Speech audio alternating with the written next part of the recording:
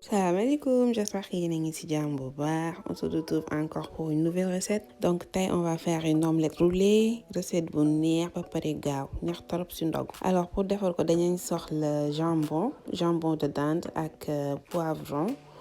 Jambon bi ak poivron bi yëpp dañ koy daggate yu yam. Dinañ soxla aussi des œufs ak poivre ak sel ak lait liquide ak fromage aussi. Fromage emmental bi laa jël emmental râpé bi.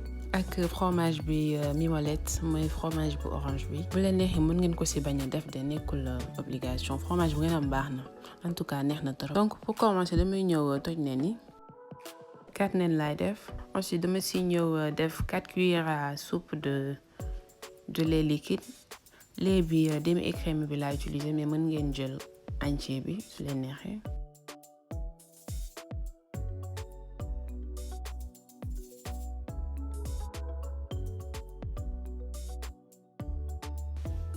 Ensuite ma ñëw def ci poivre ak sel lu yam rek laay def nag surtout omelette moom bu safee xorom bu baax day du xaw a neex.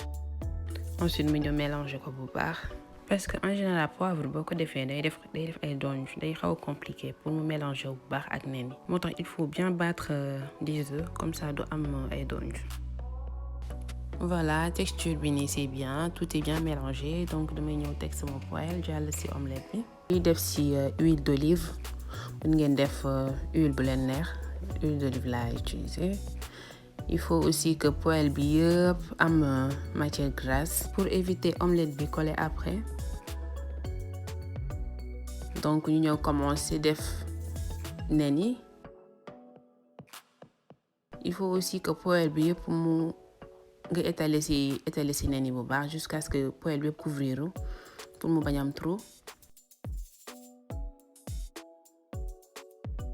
Ensuite dama ñëw dolliwaat pour que trou yi nii ma couvrir ko parce que sinon booy plier omelette bi boo koy rouler da ngay am problème wala muy bënn wala ingrédients yi ñu ci def di génn donc danga koy étaler bu baax poêle bi yëpp couvrir pas de trou.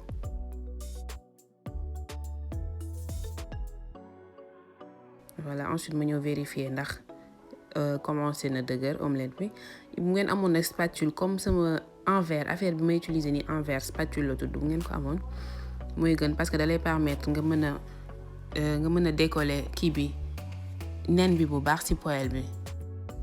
Ensuite ma ñëw def ci poivron yi da ngay décoller tuuti doo ko def ci début omelette bi pour boo koy rouler.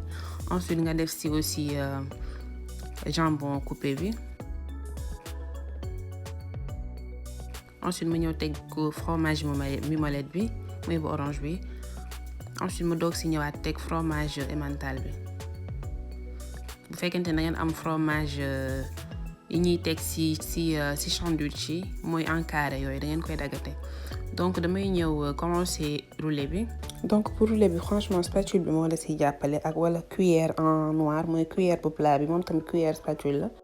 Donc pour commencer rouler bi da ngay plier partie bi nga xamante ni amul dara partie bu vide ci nen bi moom ngay plier. Bu ngeen amee poêle bu dul coller mooy gën parce que déjà ak sama poêle bi nii rek xawoon na coller tuuti mais ak spatule bi daf may permettre ma mën ko décoller bu baax moo dafa pratique quoi. Ensuite ma plier ko ak ñaari ustensiles yi vraiment ñoo ma aider ci rouler bi. Léegi su ma ko plier après ma poussi ko pour am espace.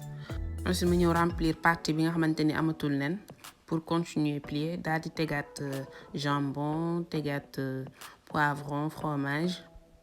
Ensuite léegi ma ñëwaat rouler ko.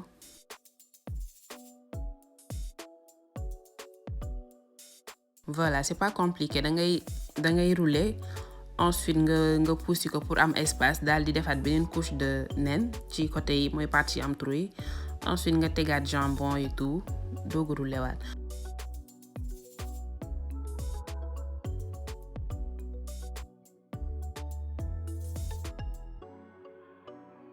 Donc boo koy poussi nii partie yi nga xamante ne dafa xaw a am trou da ngay jëlaat tuuti nen rek nga fatt ko. Ensuite mu plier waat daal di koy poussi daal di rempliraat partie bi nga xamante ni amatul nen mooy au fond ne voilà voilà donc damay xaw a étaler matière bi tuuti bu ngeen di def ne ni aussi éviter leen mu kii de trop mu telef genre mu bañ a épais parce que sinon day def ay trou day bënn donc instant ni comme poussé naa ko damay ñëwaat defaat couche daal di plier waat donc seen feu bi jarul muy fort bu baax mën ngeen ko def à feu doux.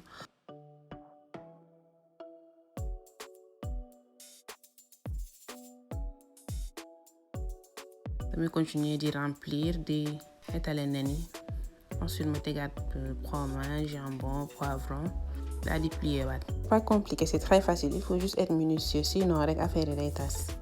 mu ngi nii déjà bi moo nekkoon dernier roulé bi.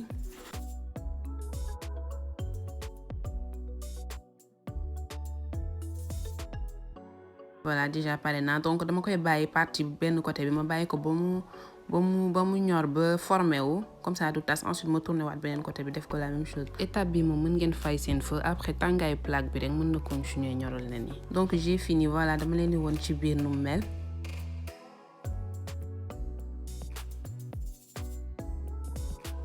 après nga ñëw couper ko nii yaa ngi ni gis noonu fromage bi noonu li neexee na lu ne essayé leen ko defar. damay ragal sax après bu ngeen dogo ba pare defaraat ko pour reere ko gis ngeen nu mel ci biir neex na torop en plus suuf ci biir day juteux du sec quoi.